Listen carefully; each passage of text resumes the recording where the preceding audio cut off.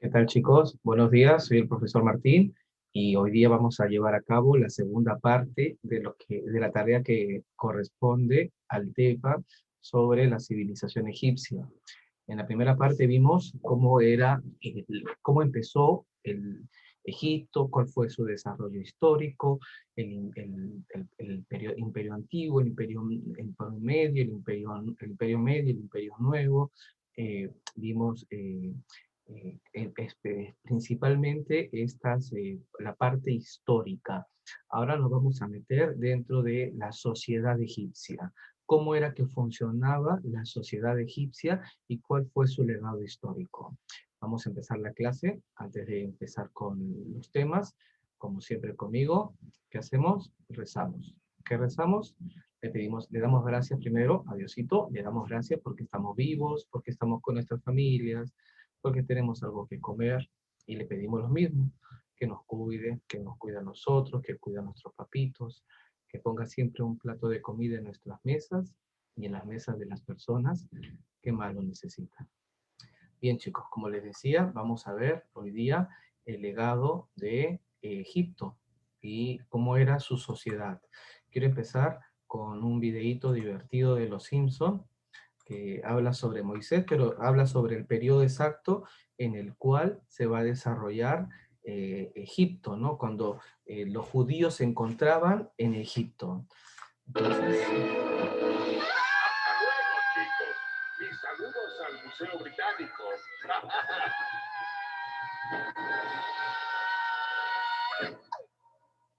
¿Crees que algún día podríamos ser algo más que amigos, preciosa? Todos son iguales. Moisés, vamos a buscar una salida.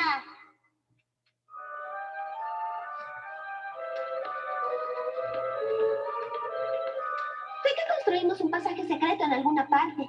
¡Ah, lo encontré! ¡Saldremos de aquí!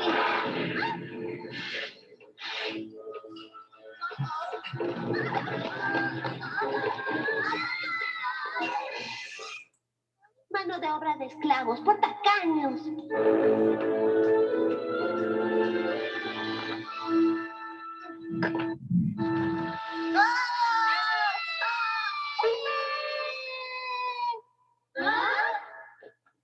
Ha llegado el momento. Acompáñenme hacia la libertad. El faraón no es homosexual. Amado faraón, los diminutos esclavos iniciaron el éxodo hace un momento. Creo que es mejor que desaparezcan. Claro, pero ¿quién va a construir sus pirámides? Bien, podemos. ¡Que no escapen! Nunca podremos cruzar a la otra orilla. ¡Ay, caramba! ¡Al diablo con esto! ¡Cambiaré de religión! ¡Sálvanos, oh poderoso Ra! ¡Oye, no hagas eso! Se me ocurre algo. Muy bien, Moisés. ¡Guía a tu pueblo! ¡Ahora!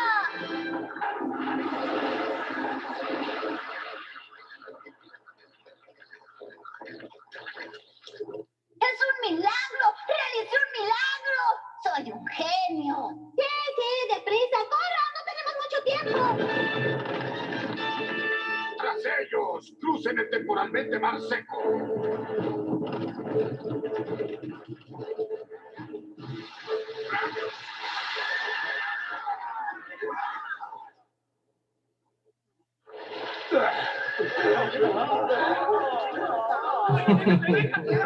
Oiga, jefe, me salpicó. A nadie le gustan los llorones, ¿de acuerdo? Puedes salpicarlo tú.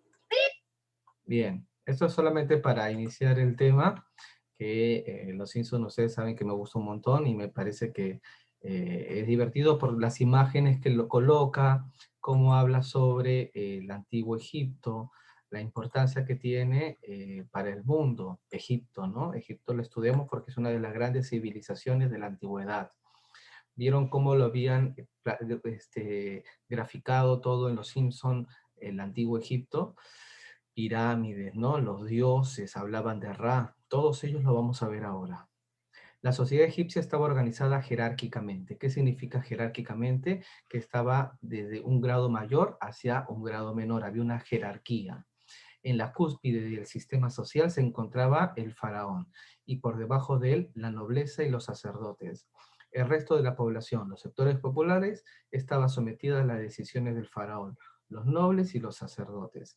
Entonces vamos a encontrar una clase dominante que es el faraón y la nobleza egipcia junto con los sacerdotes, y una clase dominada que van a ser los sectores populares. El faraón era el jefe militar, político y religioso del imperio, quien además era considerado un dios.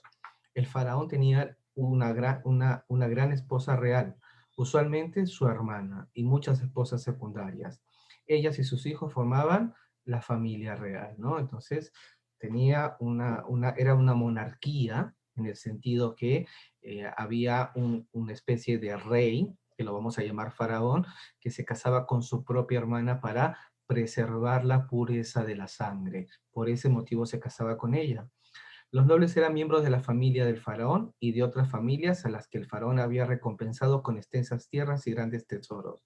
Gobernaban las provincias en las que se dividía Egipto y vivían en grandes villas rodeadas de jardines. Se abastecían de los excedentes agrarios producidos por los campesinos. Hay otro videíto que quiero que vean cómo era la vida del faraón. A ver. Para empezar, el faraón era considerado casi como un dios, al que incluso se le rendía culto mediante rezos y estatuas en su nombre, ya que su linaje era considerado de origen divino. Básicamente, era una especie de intermediario entre los hombres y los dioses. Los faraones eran los monarcas absolutos que dominaban vastos territorios del antiguo Egipto, y por ende su voluntad era sagrada. La gente debía obedecer sus órdenes y como retribución él obtendría la bendición de los dioses para que Egipto prospere. El primer faraón fue Narmer, o también denominado Menes, quien gobernó aproximadamente hacia el año 3100 a.C. Y la última fue Cleopatra VII en los años 49 y 31 a.C. La vida de un faraón comenzaba en su coronación. Esta ceremonia se realizaba en la capital política o en algún lugar de importancia mitológica. Esta era una ceremonia que se debía seguir paso por paso y que finalmente lo llevaban a ser reconocido como tal portando dos coronas, una blanca que pertenecía al Alto Egipto y la roja al Bajo Egipto, convirtiéndose en una sola y representando el poder sobre ambos reinos. Todo genial, pero pasa y resulta que ser un dios no necesariamente era sinónimo de una vida de libertades y gozos. O bueno, ustedes sacarán sus conclusiones al final. En principio, los monarcas debían probarse a sí mismos que eran aptos para el cargo, por lo menos en los comienzos de la recién unificada Egipto. Esto comprendía una rigurosa prueba física cada año, que de no pasarlo incluso le podía valer hasta su propia vida, aunque tal práctica desapareció hacia el año 2650 a.C. Bueno, como dije, este monarca era considerado una especie de dios. Sin embargo, sabemos que no lo era, y como cualquier mortal, tenía pasatiempos en sus ratos de ocio, tales como cazar, pasear por sus jardines y contemplar a las jovencitas danzando para él. Su hogar se encontraba en Tebas, un gran palacio en donde también habitaban sus dignatarios y su familia. Ah, y a propósito, también vivía rodeado de un harén de mujeres y esposas a las que calificaba como reinas. Las soberanas eran las únicas que podían dar un heredero al trono, aunque los hijos de las concubinas casadas con hijas reales podían ser legitimizados por sus padres y convertirse en reyes. En cuanto a las damas del harén, solo se limitaban a embellecer con su presencia las ceremonias de carácter privado. En cuanto a su forma de vestir, normalmente los hombres y las mujeres lo hacían mayormente de blanco. Y cómo no, el faraón se daba el lujo de usar las mejores túnicas de lino, acompañado de pelucas, joyas, collares, pectorales, brazaletes en los bíceps, sandalias y otros. Las esposas, por su parte, llevaban túnicas de lino frisado, aunque aquí la prenda era mucho más larga. Estos vestidos eran escotados y se anudaban sobre el hombro izquierdo, aunque podían variar dependiendo de la ocasión. Y claro, también lucían una gran cantidad de joyas. En ambos casos se usaba el maquillaje, perfumes, ungüentos y pelucas. Pero ¿cómo era un día en la vida de un faraón? Pues según hasta donde se conoce, podemos tener una idea de cómo era. Ya se imaginarán a este monarca despertando y bajo un sol brillante, quizá contemplando la grandeza de su reino. Sin embargo, esta es una de las pocas veces que estará solo, pues teniendo una enorme responsabilidad, debe cumplir con muchas obligaciones de gran importancia para su pueblo.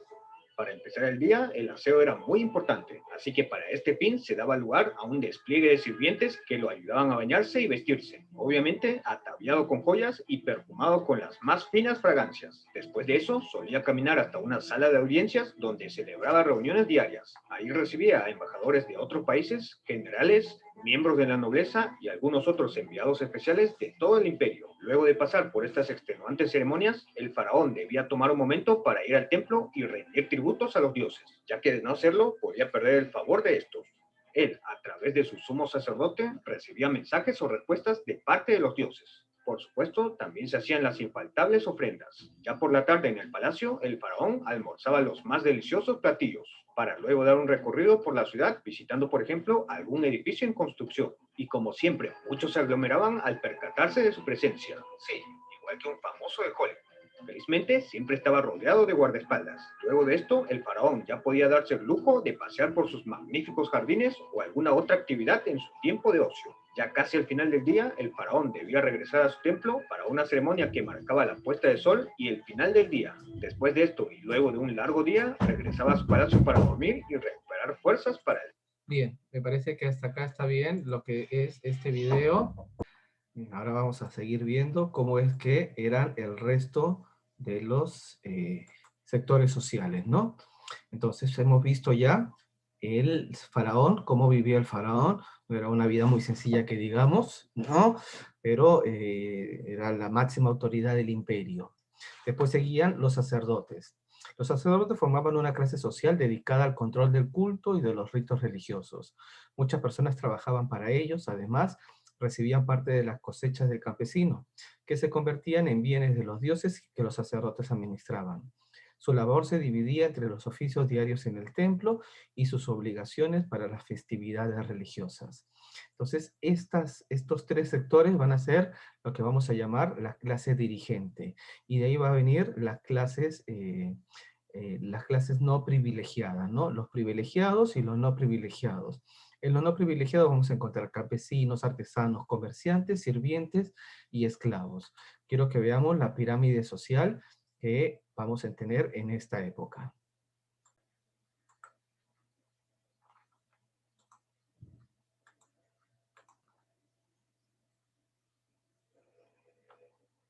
El faraón estaba en la cima de la jerarquía social. Junto a él, los oficiales más poderosos eran los visires. Debajo de ellos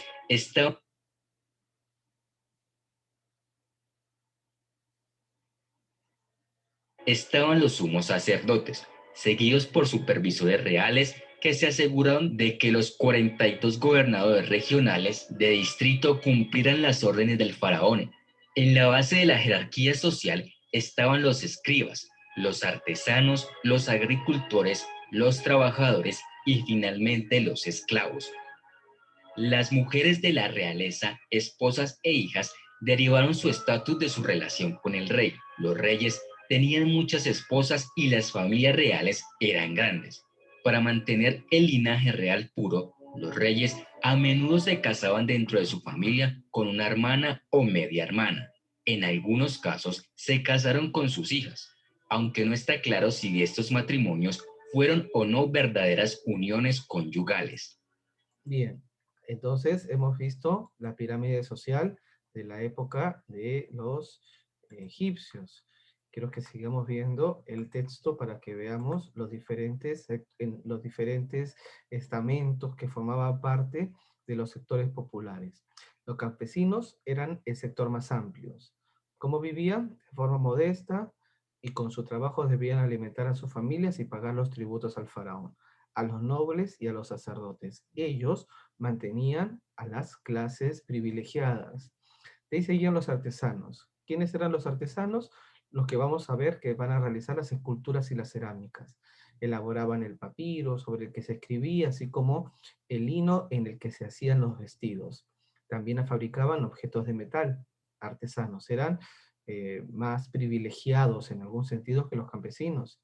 Luego seguían los comerciantes que compraban madera, minerales y perfumes en las tierras lejanas y los vendían en Egipto. Luego seguían los sirvientes, que eran las personas libres que realizaban distintas tareas para un señor a cambio de un pequeño salario. Y por último estaban los esclavos. ¿Quiénes eran los esclavos? El escalón más bajo de la sociedad.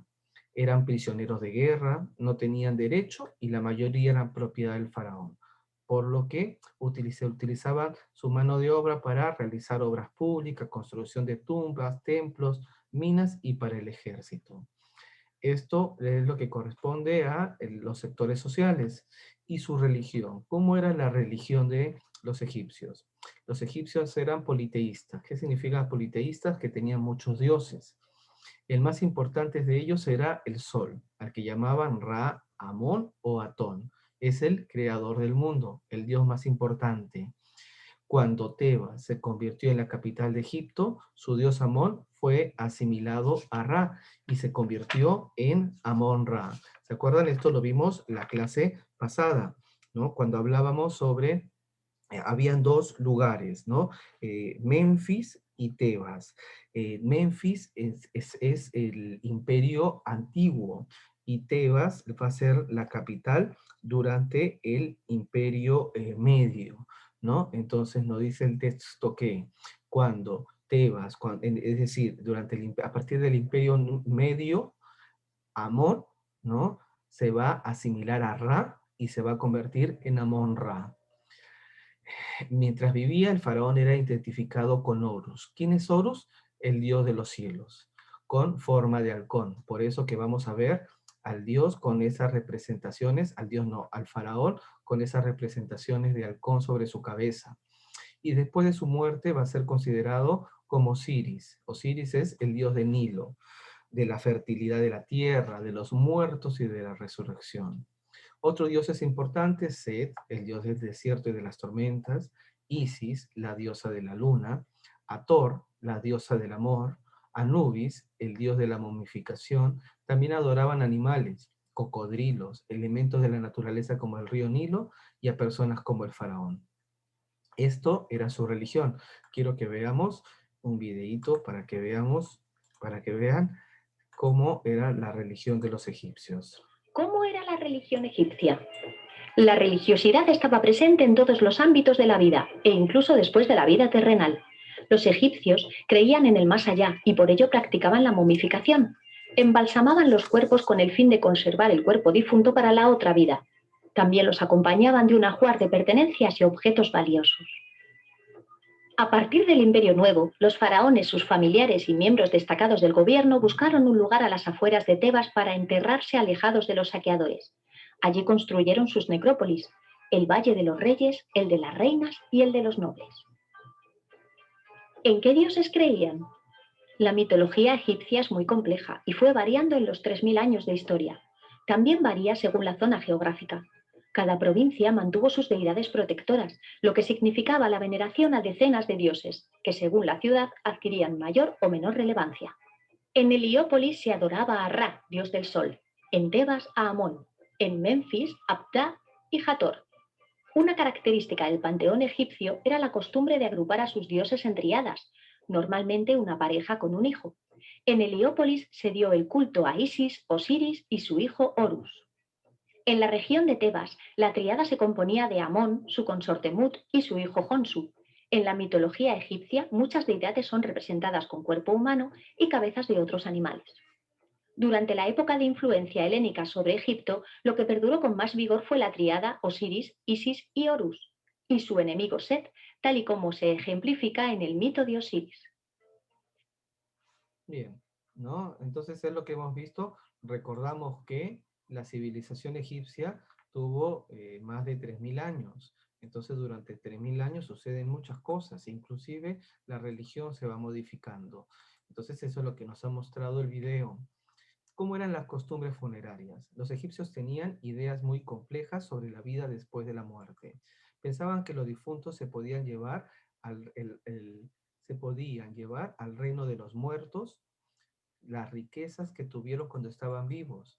Por eso es que colocaban en las pirámides, en los lugares donde morían, todas las riquezas que habían acumulado durante la vida. Sin embargo, el acceso al mundo de los muertos no estaba asegurado, pues para alcanzar esa vida, la vida ultraterrena, es decir, más allá de esta vida mundana, el alma del muerto debía ser juzgada por un tribunal de dioses precedidos por Osiris. ¿Por qué Osiris?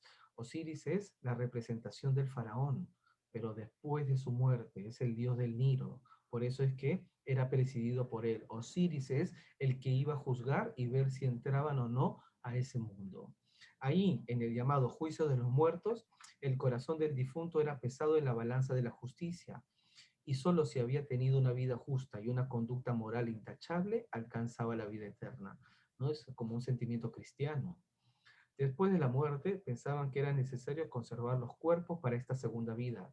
Por ello, momificaban y los colocaban en un sarcófago. Es decir, el cuerpo iba a permanecer en esta otra vida, después del juicio de los muertos. Era necesario que el cuerpo se mantuviera en buen estado. Por eso lo momificaban. Era acompañado de un ajuar que contenía todo aquello que el muerto pueda necesitar en la otra vida, alimentos, vestidos, etc. ¿Cómo era la estructura de un sarcófago? En el ataúd se colocaba el cuerpo momificado que se introducía dentro del sarcófago, ¿no? Ahí estaba el ataúd. El cuerpo estaba momificado, pero tenía una máscara pintada que reproducía los rasgos idealizados del difunto. No cuando murió de viejito quizás, sino cuando era joven. Encima de eso había un sarcófago que reproducía la figura de Osiris. Y hemos dicho por qué. Osiris es la representación del faraón después de muertos, el dios Nilo. Y reproducía la figura de Osiris. Siguiente, ¿no? Y encima de esto había otro sarcófago que reproducía la imagen del difunto con imágenes policromadas y con textos. Entonces, esto es lo que corresponde a la sociedad y las creencias de Egipto. Hemos visto los dioses, su escala social, la pirámide social. ¿Cuál va a ser el legado que van a dejar los antiguos egipcios? El antiguo Egipto es una de las civilizaciones más importantes de la historia. 2 clases le estamos dedicando a los egipcios. Gracias a sus invaluables aportes a la humanidad, su legado cultural abarca tanto ciencias como la arte, ¿no? En ciencias, ¿qué hicieron los egipcios en las ciencias? Sobresalieron en matemática, miren, conocieron división, números fraccionados, el cero.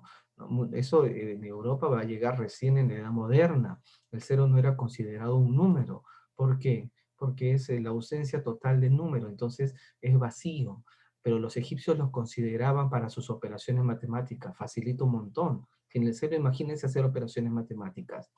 Ecuaciones de primer y segundo grado, cosa que imagino que ustedes están viendo en primero de secundaria con el profesor Armando. Conocimientos que usaron para edificar sus construcciones y para contabilizar los tributos. Miren, en matemáticas avanzadas, por eso es que pudieron construir pirámides enormes que hasta el día de hoy se conservan. En medicina obtuvieron un gran conocimiento del cuerpo humano gracias a las prácticas de la momificación. En astronomía estudiaron estrellas, los puntos cardinales, la duración del día y de la noche, y además dividieron el año en 365 días. Es decir, igual que nosotros, un año solar, no era un año lunar. Si haces un año lunar, te van a faltar días. En cambio, en el año solar es exacto. ¿Cómo era su escritura? Los egipcios utilizaron 3 sistemas de escrituras: jeroglífica, hierática y demótica. La jeroglífica, un sistema complejo que combinaba pictogramas, ideogramas y signos. Ahorita le voy a poner un video para que entendamos las diferencias entre pictogramas, ideogramas y signos, que agregaba para aclarar el sentido de una palabra. La hierática es menos compleja que la jeroglífica y era utilizada solo por los sacerdotes. Y la demótica era una escritura más sencilla. Quiero que vean un video sobre cómo era la escritura de los egipcios. Simplifica en el mito de Osiris. ¿Qué escritura tenían los egipcios?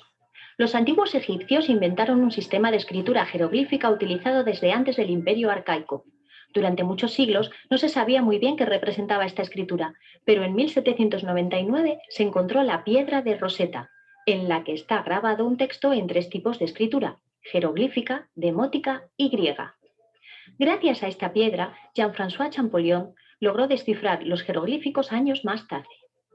La escritura jeroglífica es muy compleja, pues los dibujos que conocemos con figuras pueden representar ideogramas, que serían la traducción figurativa del símbolo que representan, y fonogramas, representan sonidos del lenguaje egipcio, que son signos consonánticos simples, dobles, triples e incluso de 4 o más consonantes. Esto se enreda mucho más, ya que algunos ideogramas pueden ser a su vez fonogramas, Durante el antiguo, medio y nuevo imperio se calcula que existían alrededor de 700 símbolos jeroglíficos, mientras que en la época grecolatina su número aumentó a más de 6.000. Complicado, ¿verdad?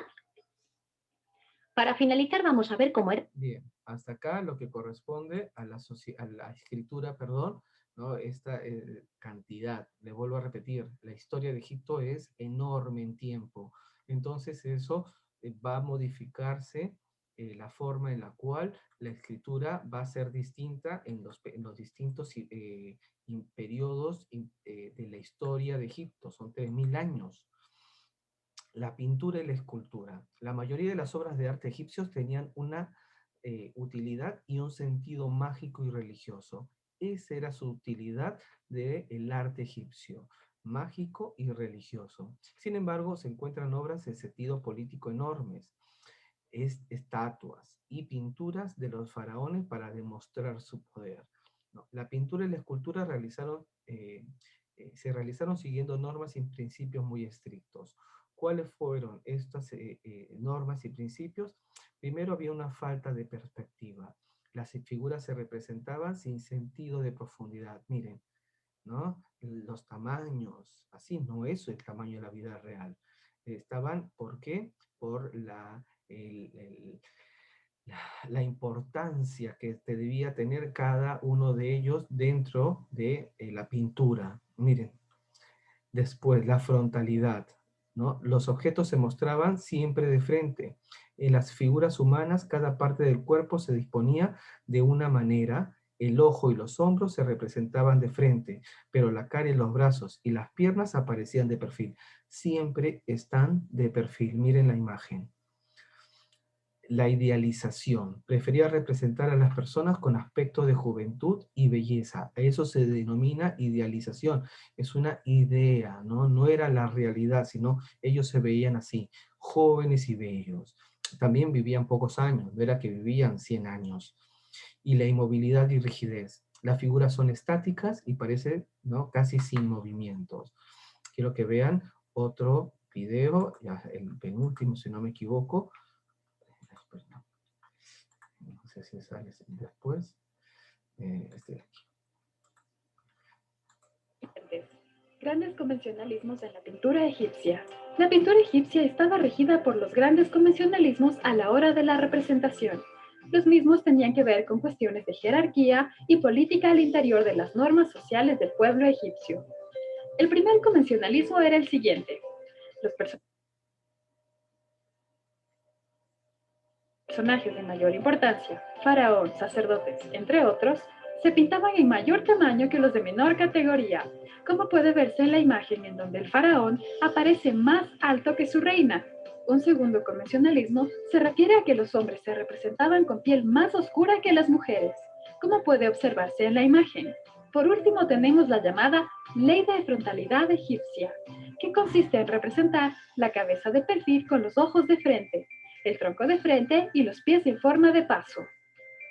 Escultura egipcia.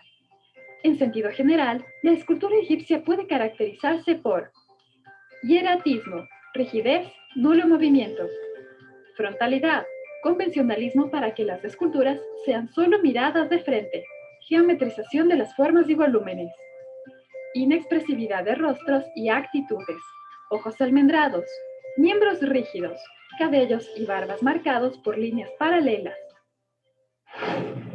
Bien, esto es lo que corresponde al arte y las convenciones dentro del arte, ¿no? Y ya para terminar, quiero que veamos sobre la arquitectura. Las construcciones funerarias también muestran la grandeza del arte egipcio, ¿no? Las pirámides, las mastabas, los hipogeos. Las más antiguas fueron las mastabas. ¿Qué son las mastabas? Son unas tumbas de forma rectangular con paredes reclinadas. Las mastabas son las tumbas más antiguas. Se parecían a un prisma con las paredes inclinadas. Miren dónde se encuentra. No siempre habían pirámides, ni todos se podían enterrar en pirámides. De acuerdo al momento histórico, va a haber un determinado tipo de tumbas. Dentro había una cámara funeraria donde se situaba el cadáver y a la que se accedía a través de un pasillo, ¿no? Se llegaba acá, era como un mausoleo que le diríamos nosotros, ¿no? Debajo de la tierra. Después se encontraban las pirámides. ¿Qué eran las pirámides? Enormes construcciones de piedra. La pirámide de Giza, ¿no? En las que están enterradas los faraones, Keops, Kefren y Miserino. La más grande de todos es, miren, nuestro amigo Keops, es la más grande de todas. ¿Cuánto mide? 147 metros de altura y 230 metros cada lado de la base. Tiene 5.000 años de antigüedad, ¿no? Si estamos hablando que ha sido 3.000 años antes de Cristo y 2.000 años después del nacimiento de Cristo, son 5.000 años de antigüedad y todavía siguen ahí. Y por último, vamos a encontrar los hipogeos, que van a ser tumbas subterráneas excavadas en el interior de una montaña. Miren cómo a través del tiempo va cambiando. Los hipogeos eran tumbas subterráneas excavadas en el interior de una montaña. Una vez que se colocaba al difunto, se enterraba en un agujero que servía de entrada. La entrada, miren cómo estaba, y la cámara funeraria por acá. Su ajuar, ¿no? Era impresionante la forma en la cual los egipcios trabajaban, sobre todo las cuestiones arquitectónicas.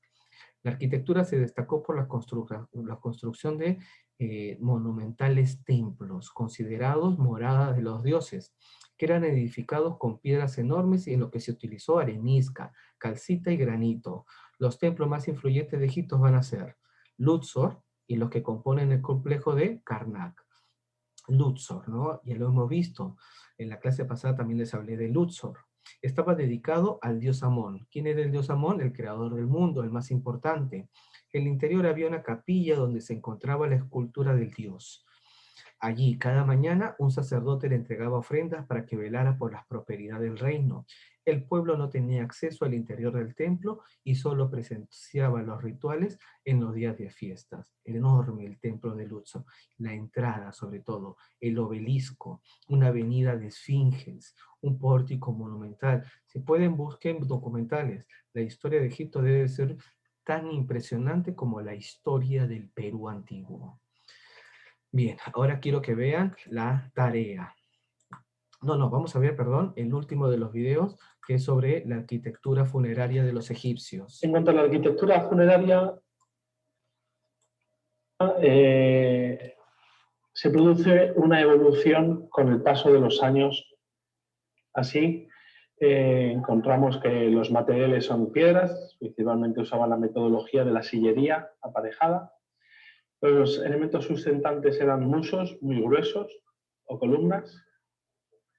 Los elementos sostenidos eran principalmente dinteles y tenían cubiertas planas.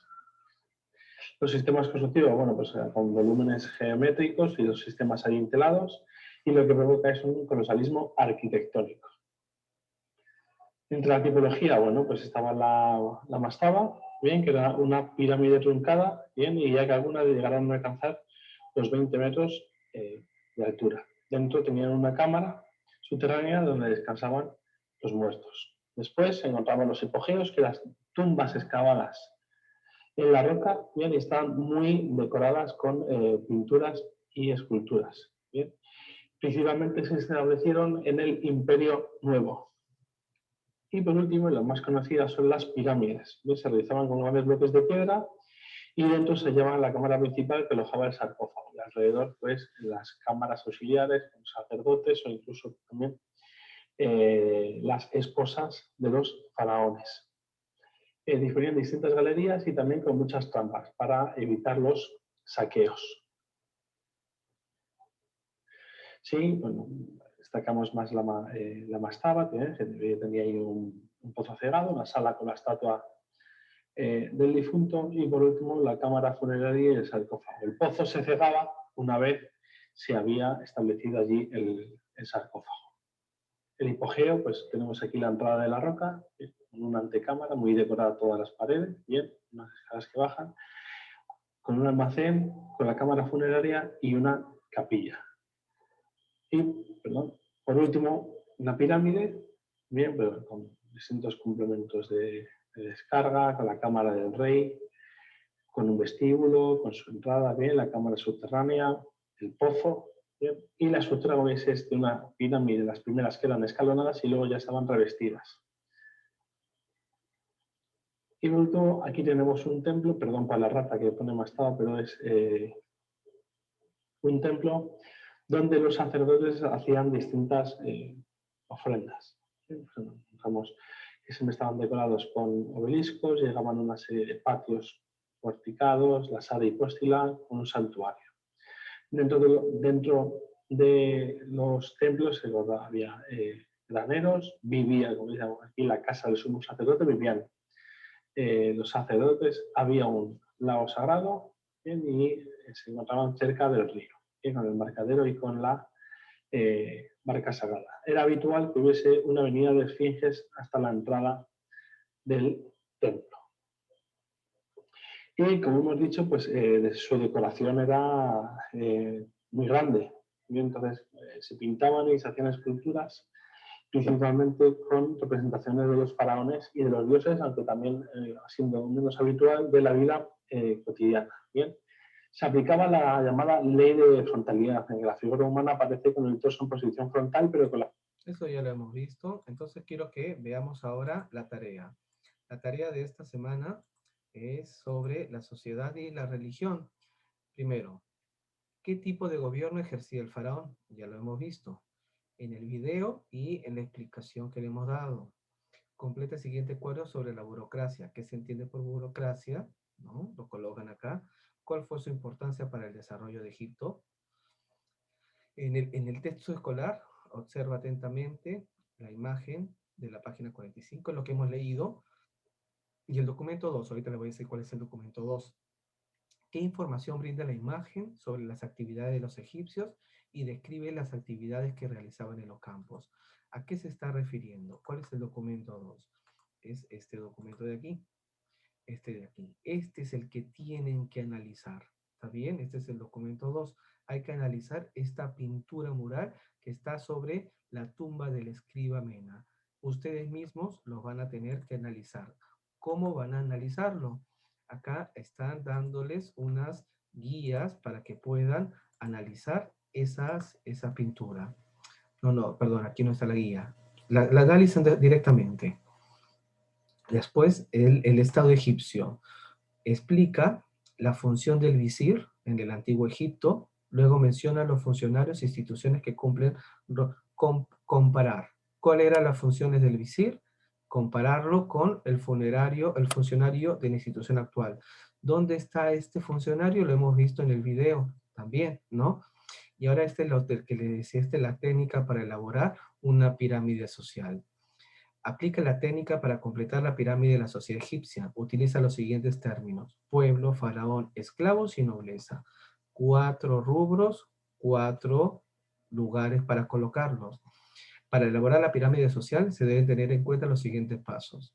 Situar en los niveles superiores a los grupos que constituían la fuerza de trabajo de la sociedad, ¿no? En los niveles inferiores, la fuerza de trabajo. Colocar a los grupos dominantes, que también lo hemos explicado, conforme se ascienden las cúspides de las pirámides. Estos grupos constituyen la minoría de la población. Pintar cada uno de los espacios de distintos colores. ¿Está bien? Así se elabora una pirámide social. Siguiente. ¿Dónde están los personajes? Esta imagen de aquí está acá, espérenme.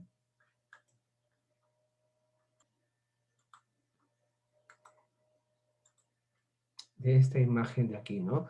El príncipe Rahotep y su esposa Nofret en las esculturas. Entonces hay que hacer un análisis de esta imagen, ¿no? Luego de ello se les pide esto, ¿dónde estamos? Aquí, ¿no? Esta imagen del príncipe Rahotep y su esposa Nofret. Después, ¿cómo era la vida en el antiguo Egipto para las mujeres? ¿Qué es lo que tienen que leer? Aprendamos a ser ciudadanos. Comparan el antiguo Egipto con la actualidad. Cambios y permanencias en cada uno de ellos.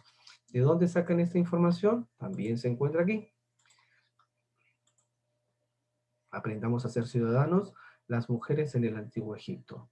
¿no? Ustedes leen esto de aquí y van a poder llenar esa ficha, esa parte, esa pregunta que les estoy dando. Siguiente parte de la tarea. Las costumbres funerarias, ¿no? Ahorita les voy a decir cuál es el documento 3. Ficha de análisis.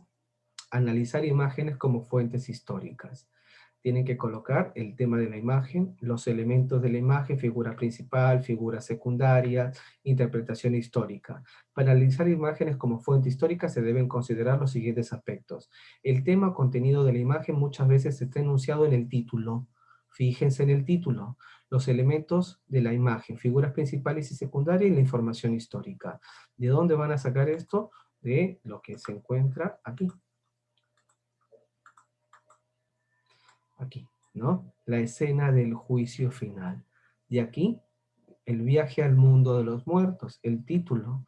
Y aquí es donde van a tener que sacar la información junto con lo que hemos estado viendo de los videos. Para eso es importante los videos, porque nos ayudan a entender el tema que estamos tratando para la tarea.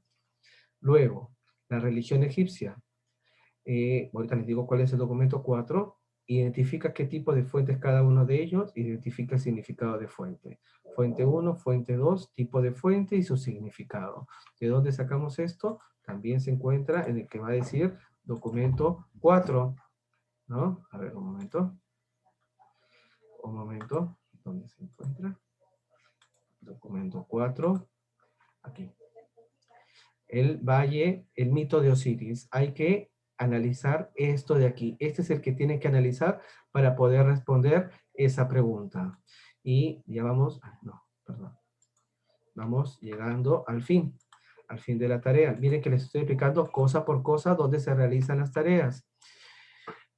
¿Qué tipo de escritura usaban los escribas y qué documentos elaboraban? ¿Qué importancia tuvo el descubrimiento de la piedra Rosetta? Estos dos sobre la escritura egipcia lo hemos visto en el video, pero no tan solo en el video. También hay un texto que quiero que lean porque aquí se encuentra la información de dónde van a sacar esto. ¿En dónde se encuentra la información? Documento 5 y documento 6 nos dicen, ¿es así? Esto se encuentra aquí, 5 y 6. Las clases de escritura egipcia y el enigma de la piedra Rosetta. Aquí van a ver cómo Champollion, de una manera muy interesante, Champollion, ¿no? Es un francés que va a descifrar cómo se leían estos jeroglíficos a partir de otros textos. Y por último, la tarea, ¿no? La arquitectura. Semejanzas y diferencias entre mastabas, pirámides e hipogeos, ¿no? Entonces los colocan las semejanzas y las diferencias porque cada una tiene sus particularidades. ¿Cómo se relaciona la arquitectura funeraria egipcia con sus valores y creencias? Lo hemos visto en el video y está también en el texto. Y por último, esto de aquí, ¿no? La observa la pintura de Ramsés II y qué tipo de fuente es, qué representa la imagen, qué acciones se muestran, fuente primaria, fuente secundaria, ¿no? Eso lo hemos visto ya. ¿Qué elementos se presentan en el segundo plano? Anota norma, principios que siguieron los egipcios en sus pinturas. Eso también lo hemos visto en el video y en el texto. Eso es toda la tarea, chicos. Entonces, recuerden que tienen plazo de entrega hasta el día viernes. Espero que se encuentren bien y que el video les haya ayudado para poder entender el tema y resolver la ficha. ¿Qué es lo que tienen que hacer? Tienen que entregarme 3 cosas. Sin eso es como si no estuvieran entregando la tarea completa. Material de estudio, que les va a servir para hacer el quizzes y la ficha, esta ficha de estudio. Son las 3 cosas que tienen que entregar. Les mando un saludo afectuoso. Nos vemos la próxima semana y prepárense para su exposición. Chao.